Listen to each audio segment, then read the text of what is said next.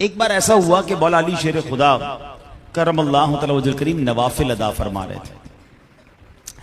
अच्छा, नवाफिल अदा कर रहे हैं तो एक मोहताज गरीब शख्स आया और उसको कुछ मदद दरकार थी, उसको पैसे चाहिए थे, गरीब था। तो दौराने नमाज रुकू ही के आलम में मौला अली की छोटी उंगली में एक अंगूठी थी जो कुछ ढीली भी थी, तो आपने इशारे से नमाज के दौरान ही वो अंगूठी उसे अता फरमा दी। अब उलमा बैठे हैं, एक तवील बहस है कि अमले कलील क्या होता है और अमले कसीर क्या होता है। ऐसा अमल करना कि जिससे दूर से देखने वाले को लगे कि बंदा नमाज नहीं कुछ और कर रहा है, तो नमाज टूट जाएगी अगर कोई ऐसा अमल करे।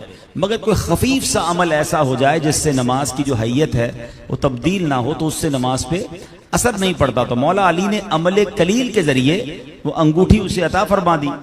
अब क्या हुआ, अब ये मंजर नबी पाक अलैहिस्सलाम मुलाहिजा फरमा रहे थे कि मौला अली नमाज पढ़ रहे, गरीब आया और रुकू के आलम में अंगूठी दे दी। प्यारे आका इतने खुश हुए कि नबी पाक ने फरमाया कि ए अल्लाह पाक, हजरत मूसा अलैहिस्सलाम ने दुआ की थी कि उनके भाई हारून को उनका वजीर बना दे। ए अल्लाह पाक, मैं दुआ करता हूं कि मेरे अहले बैत में अली को मेरा वजीर बना दे।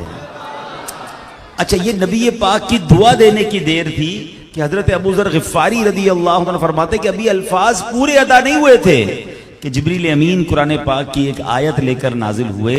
और वो आयत क्या है, इन्नमा वलियुकुमुल्लाहु व रसूलुहु वल्लज़ीना आमनुल्लज़ीना युक़ीमूनस्सलाता व यु'तूनज़्ज़काता व हुम राकिऊन। तर्जमाए कंजुल इरफान, तुम्हारे दोस्त सिर्फ अल्लाह और उसका रसूल और ईमान वाले हैं जो नमाज कायम करते हैं और ज़कात देते हैं और अल्लाह के हुजूर झुके हुए हैं। अल्लाह अकबर। मेरे आका अलैहिस्सलातु वस्सलाम के अल्फाज निकलते हैं, कुरान की आयत नाजिल होती है। अब सुभान अल्लाह, इसमें मौला अली की शान देखें। पहला क्या समझ आ रहा है, इन्नमा वलियुकुम, यानी तुम्हारे दोस्त सिर्फ अल्लाह अकबर। पता चला कि मौला अली को कुरान भी वली फरमा रहा है।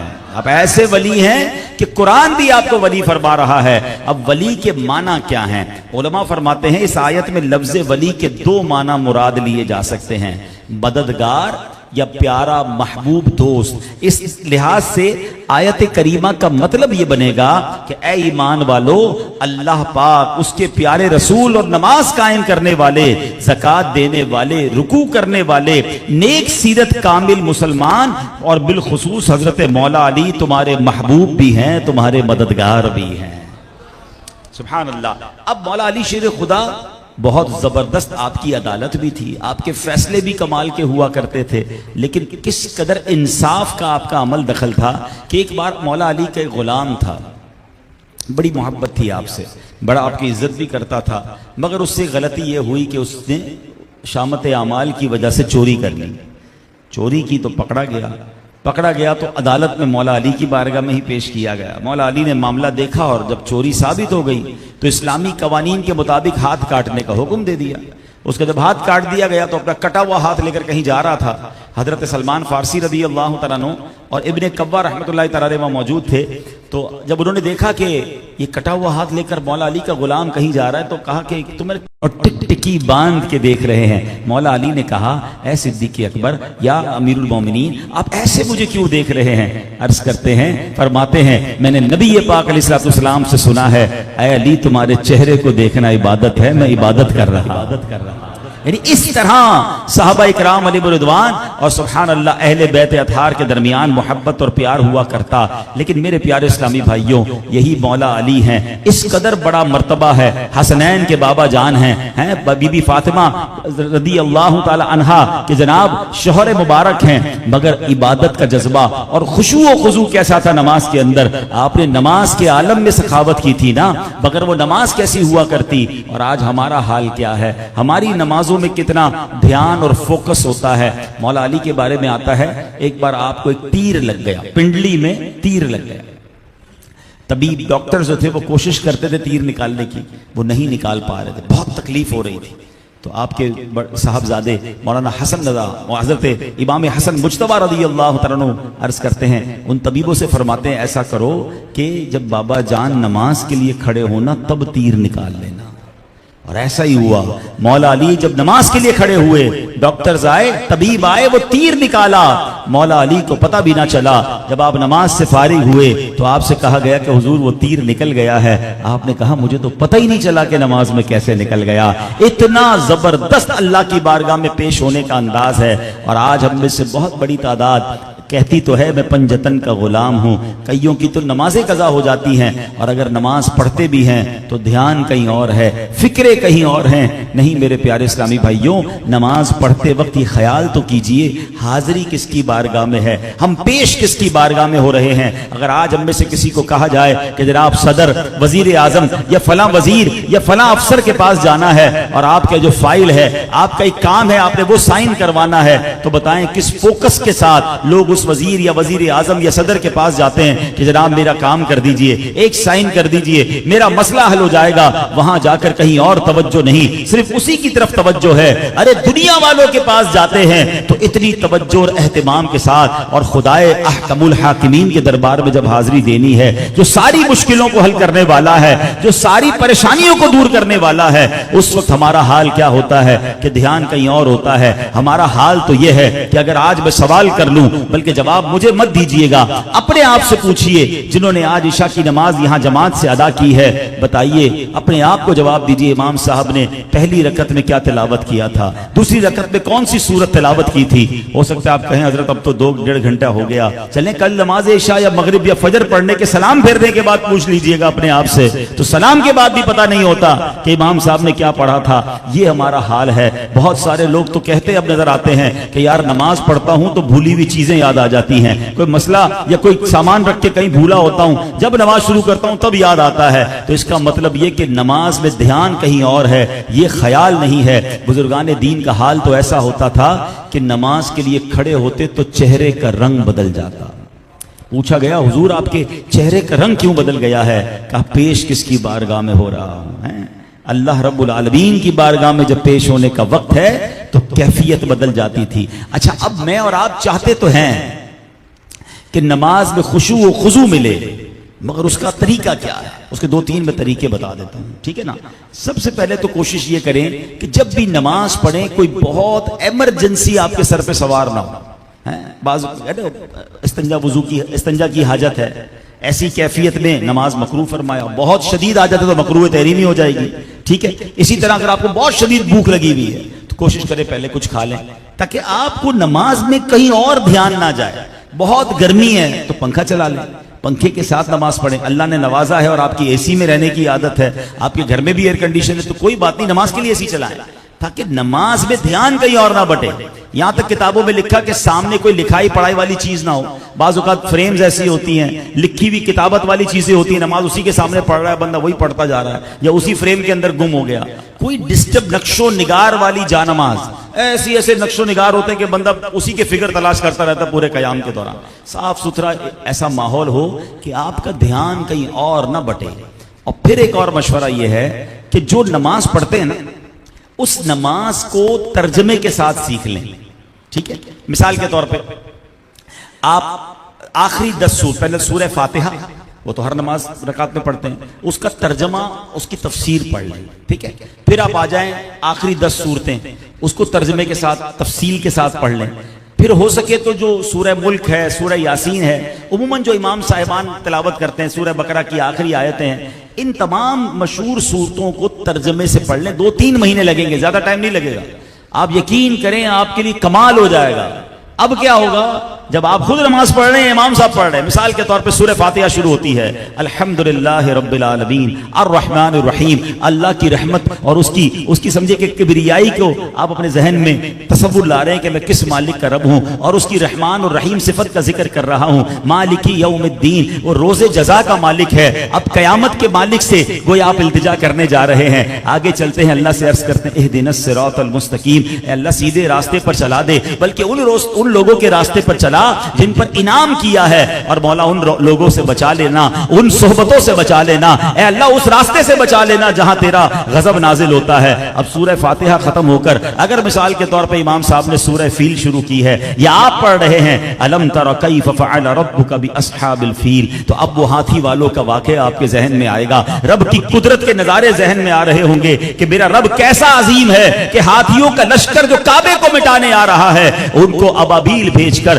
किस तरह कंकरियों के जरिए तबाह बर्बाद कर दिया। तो जब आप कुरान को समझ कर पढ़ रहे होंगे या सुन रहे होंगे, आप नमाज के अंदर होंगे, आपका ध्यान नहीं बटेगा, रुकू में जाएंगे, सुबहान रब्बियल अज़ीम, उस रब की शान बयान कर रहा हूं जो बड़ी अजमत वाला है, सुबहान रब्बियल आला, उस रब की शान बयान कर रहा हूं जिसकी शान बहुत आला है। अब आप नमाज के साथ जब इन्वॉल्व हैं, अत्तहियात पढ़ रहे हैं तो अत्तहियात का माना जहन में है, दुरूद इब्राहिमी पढ़ रहे हैं तो दुरूद इब्राहिम का माना जहन में है, तो इंशाअल्लाह नमाज के अंदर फोकस नसीब हो जाएगा, खुशू व खुजू नसीब होगा और फिर उसकी बरकतें भी मिलना शुरू हो जाएंगी। मैं रब्बे करीम से दुआ करता हूं कि अल्लाह करीम हमें खुशू व खुजू के साथ बल्कि समझकर नमाज अदा करने की तौफीक अता फरमाए। मौला अली कैसे सखी थे, मौला अली की बहादुरी के तो बड़े किस्से सुने हैं, फातिह खैबर भी हैं, दुश्मन आपके सामने आकर कांप जाया करता था मगर आप अल्लाह की राह में खर्च करने को इतना पसंद करते थे। एक बार कमाल का अंदाज इख्तियार किया,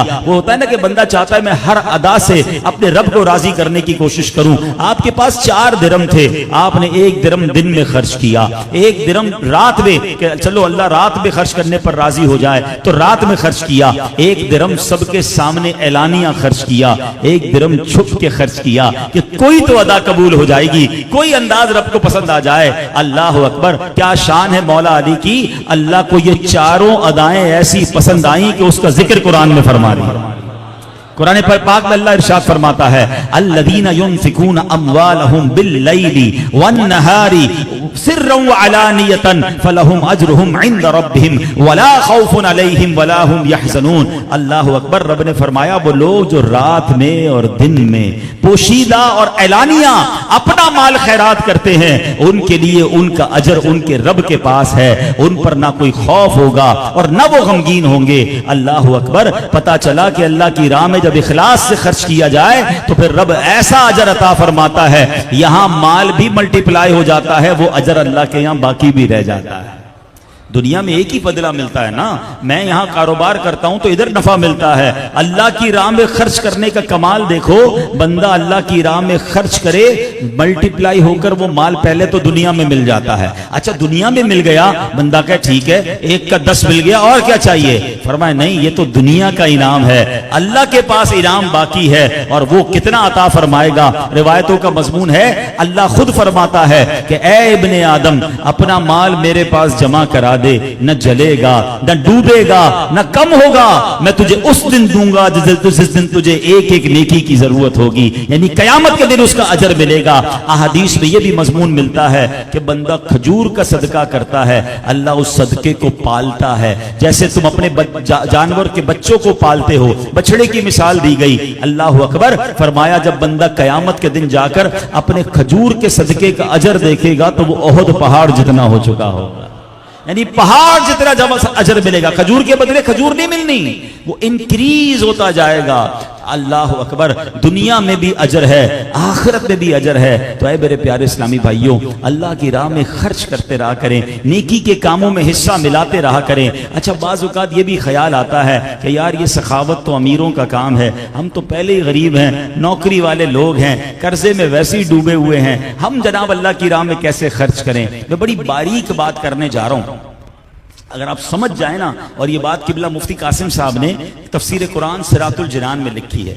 मैं जिस इलाके में बयान कर रहा हूँ मुझे अंदाजा है कि यहाँ पर गरीब और दरमियाने तबके के लोग ज्यादा होंगे। अल्लाह पाक ने ईमान की दौलत दी, हम वैसे ही बड़े अमीर व कबीर हैं, तो इस बात पर वैसे घबराना नहीं चाहिए। लेकिन मैं एक बात आपको समझाता हूँ। मुफ्ती साहब ने लिखा कि अगर पूरी दुनिया के अमीरों का सर्वे करवाया जाए ना, मुसलमान अमीरों का सर्वे करवाएं, तो वो कहीं ना कहीं अल्लाह की राह में खर्च कर रहे होते हैं और इसलिए उनका माल बढ़ रहा होता है।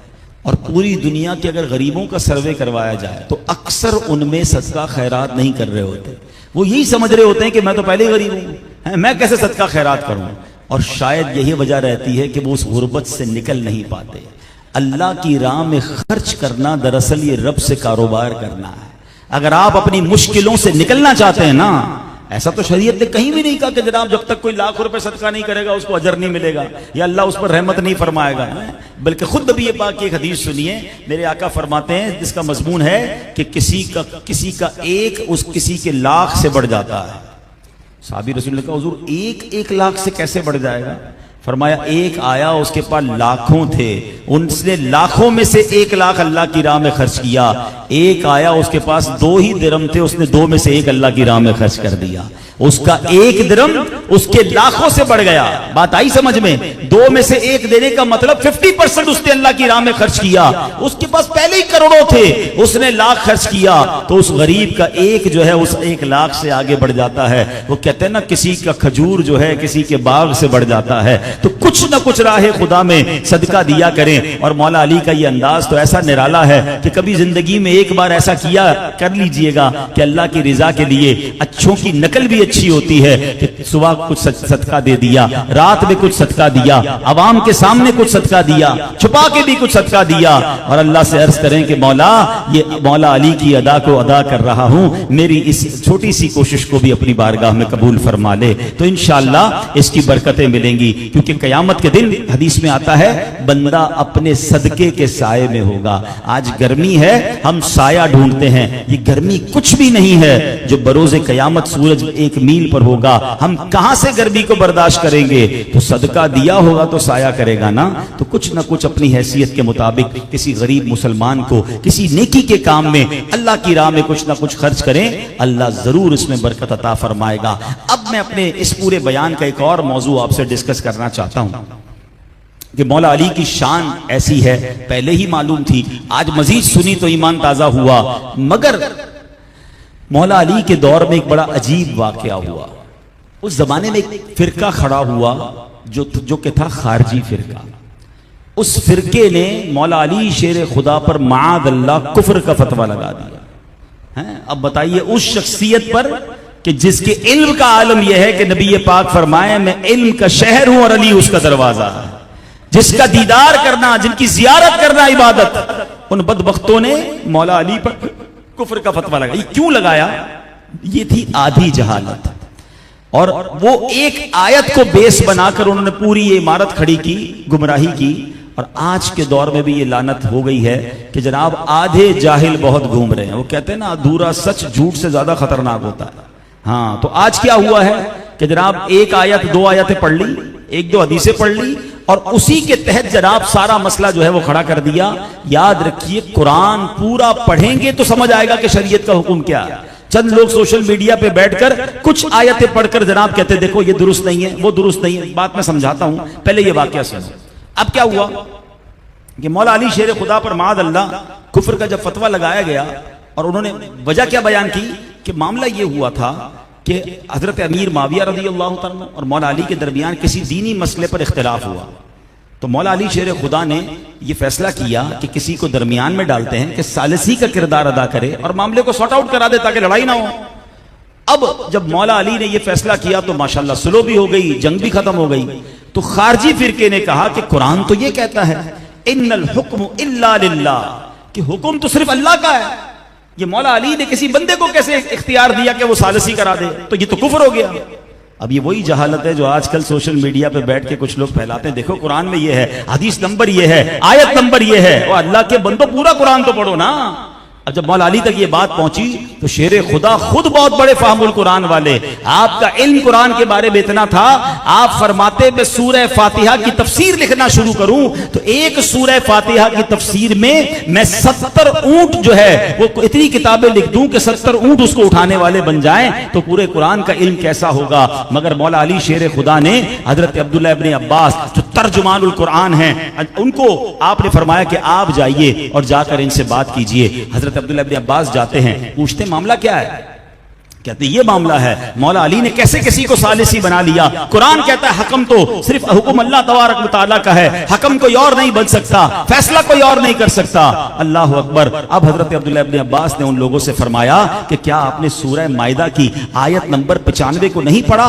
उसमें क्या लिखा है? उसमें यह लिखा है कि अगर कोई एहराम में किसी जानवर को मार दे, कत्ल कर दे, अब उसको उतनी ही रकम सदका देनी पड़ जाएगी। और अगर उसे यह मालूम ना हो कि उस जमाने में खरगोश की या जानवर जिसको मारा है उसकी कीमत कितनी है, तो कुरान क्या कहता है कि दो बंदे मिलकर फैसला कर लें, उसका जनाब हुक्म बयान कर दें। सुभान अल्लाह। यहकुमु बिही ज़वा अदलिन मिनकुम, तुम में से दो मोतबर आदमी फैसला करें। अल्लाह अकबर। हजरत अब्दुल्लाह इब्न अब्बास कहते हैं कि हम दो बंदे मिलकर खरगोश की कीमत तय करें, कुरान ये कहता है, तो जानवर की कीमत ज्यादा है, वैल्यू ज्यादा है, या इंसानों की वैल्यू ज्यादा है? वहां सहाबाए किराम में जंग होने का खतरा था, मौला अली ने फरमाया सालिसी करके जंग खत्म की जाए। अल्लाह अकबर। तो बताओ फिर दोनों में से क्या ज्यादा अहम था? जब खरगोश की कीमत मालूम करने के लिए दो बंदे मिलकर फैसला कर सकते हैं, तो सहाबाए किराम के दरमियान अगर कोई डिस्प्यूट है, तो अगर किसी को बीच में सालिसी बना लिया तो इसमें क्या हरज है? मगर कहते हैं ना, दलील भी दे दो तो कुछ लोगों की अकल पर पर्दे पड़े होते हैं। उन खारजियों ने फिर भी मानने से इनकार कर दिया।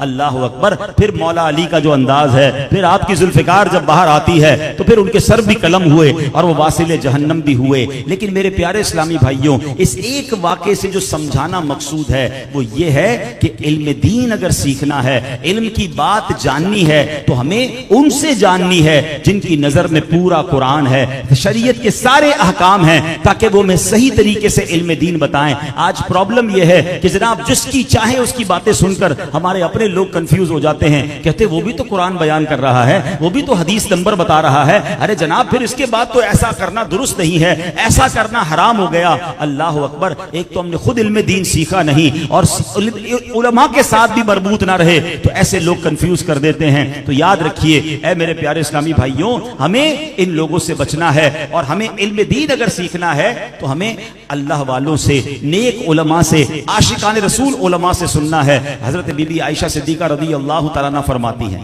हज्जतुल वदा का मौका है, नबी पाक वापस तशरीफ ला रहे हैं हज के बाद। अब प्यारे आका बड़े अफसुर्दा हैं और आंसू आंखों से आने लगे। बीबी आयशा फरमाती नबी पाक आंसू बहा रहे थे, उनको देखकर मैं भी रोने लगी। अब मामला यह हुआ कि प्यारे आका अपनी वालदा की कब्र पर गए, बीबी आमना रज़ी अल्लाह तआला अन्हा। कुछ देर बाद आए तो मुस्कुराने लगे। तो बीबी आयशा कहती हुजूर आप कुछ देर पहले आंसू बहा रहे थे, अब मुस्कुरा रहे हैं, इसकी क्या वजह है? अल्लाह अकबर। तो नबी पाक अलैहिस्सलातु वस्सलाम ने फरमाया, मैंने अल्लाह की बारगाह में दुआ की कि या अल्लाह मेरी अम्मी जान को जिंदा कर दे। अल्लाह ने जिंदा फरमाया, मैंने उनको कलमा पढ़ाया, कलमा पढ़ने के बाद वो फिर कब्र में जाकर आराम करने लगी। अल्लाह अकबर। अपनी उम्मत में नबी पाक ने उन्हें दाखिल फरमाया। अब जनाब सोशल मीडिया पे एक बंदा आकर कहता है, कुरान तो कहता है कि जनाब जिसका इंतकाल हो गया, जो दुनिया से चला गया, वो वापस नहीं आ सकता।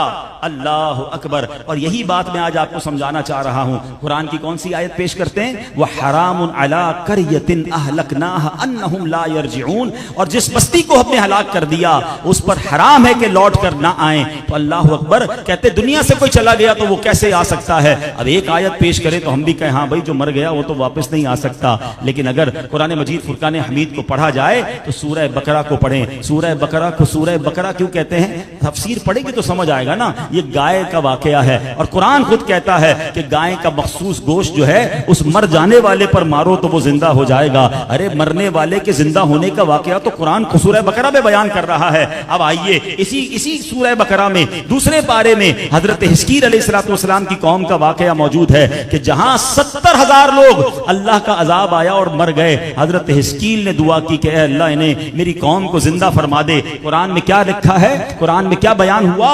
फकाल लहुमुल्लाहु मूतू सुम्मा अहयाहुम। तो अल्लाह ने उनसे फरमाया मर जाओ और फिर उन्हें जिंदा फरमा दिया। अब जरा ईमान की हालत में इश्क रसूल के साथ जवाब दीजिएगा। हजरत हिस्कील दुआ करें तो 70,000 मुर्दे जिंदा हो जाएं और हजरत हिस्कील के आका जनाब रसूलुल्लाह दुआ करें तो बीबी आमना क्यों ना कब्र से बाहर आ जाए। तो बात यह, मैं कुरान का जवाब कुरान से ही दे रहा हूं।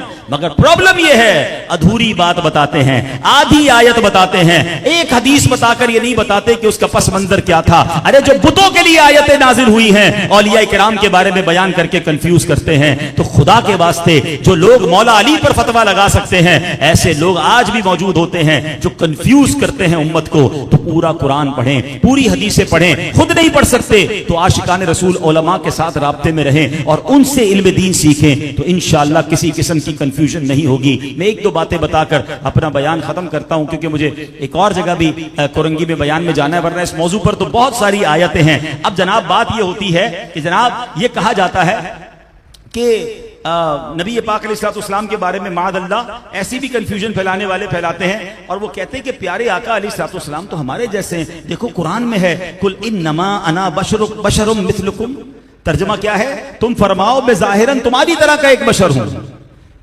अब कहे देखो कुरान कहता है, नबी पाक खुद कह रहे हैं कि मैं तुम्हारी तरह का एक बशर हूं। अरे एक आयत पढ़ी, आगे कुछ ना पढ़ा। कुरान क्या कहता है, कद जाअकुम मिनल्लाहि नूर, बेशक तुम्हारे पास अल्लाह की तरफ से नूर आ गया है।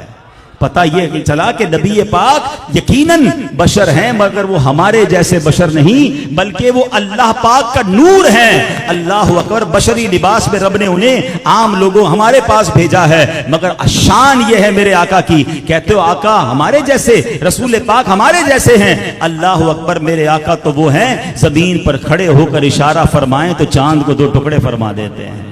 हमसे तो वक्त नहीं रुकता। मौला अली नबी पाक की बारगाह में आते, हुजूर असर की नमाज चली गई है, आका हाथ उठाएं तो सूरज को वापस पलटा दे। आला हजरत कहते हैं ना, इशारे से चांद चीर दिया, छुपे हुए खुर को फेर दिया, गए हुए दिन को असर किया, ये ताबो तवा तुम्हारे लिए। तो ऐसी शान वाले आका हैं। बात यह है कि एक आयत बताकर जनाब कहते कि आप ये क्यों कहते हैं, लेकिन अगर पूरा कुरान पढ़ें तो समझ आएगा कि नबी पाक की शान तो कैसे कुरान में बयान हुई है। तो बहरहाल अल्लाह हमें आशिकान रसूल उलमा की सोहबतें नसीब फरमाए, सही मानों में इल्म दीन सीखने वाला बनाए। अब आखिर में एक बात कह दूं कि जब कुरान कहता है तुम्हारे पास नूर आ गया, आपको मालूम है कि अब इंशाअल्लाह इस बार जो रबीउल अव्वल आ रहा है वो इंशाअल्लाह अज़्ज़ व जल नबी पाक का 1500 साला जश्न विलादत है। तो इस बार जश्न विलादत बनाना है और धूमधाम से मनाना है इंशाअल्लाह। जब तलक ये चांद तारे झिलमिलाते जाएंगे, तब तलक जश्न विलादत हम मनाते जाएंगे। सरकार की आमद मरहबा, आका की आमद मरहबा, हुजूर की आमद मरहबा, पुरनूर की आमद मरहबा। किसी की 25 साल हो जाए तो कहें जनाब सिल्वर जुबली, 50 साल हो जाए तो गोल्डन जुबली, 75 साल हो जाए तो डायमंड जुबली। ओ अल्लाह के बंदों, ये जिंदगी में मौका मिल रहा है जो हमसे पहले वालों को भी नहीं मिला, बाद वालों को भी नहीं मिलेगा।